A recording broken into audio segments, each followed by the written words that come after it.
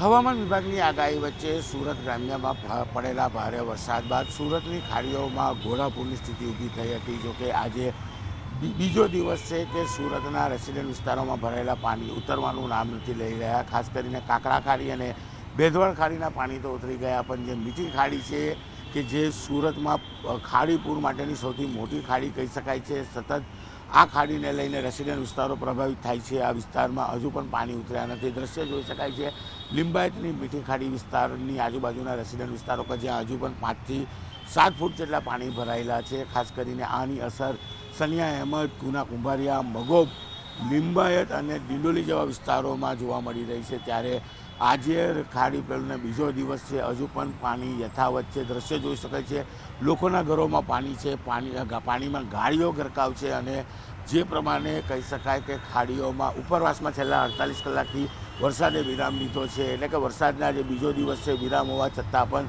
ખાડીઓનું પાણી ઓસરી નથી રહ્યું. ત્યારે તંત્રની ચિંતા વધી છે. ગઈકાલે આ બાબતે એક સંકલન બેઠક કરવામાં આવી હતી અને ગુજરાત રાજ્યના મુખ્યમંત્રી બપોર બાદ સુરત આવ્યા બાદ અધિકારીઓ અને સત્તાધીશો સાથે સમીક્ષા બેઠક કર્યા બાદ આ વિસ્તારની વિઝિટ લે તેવી પણ શક્યતાઓ વ્યક્ત કરવામાં આવી છે.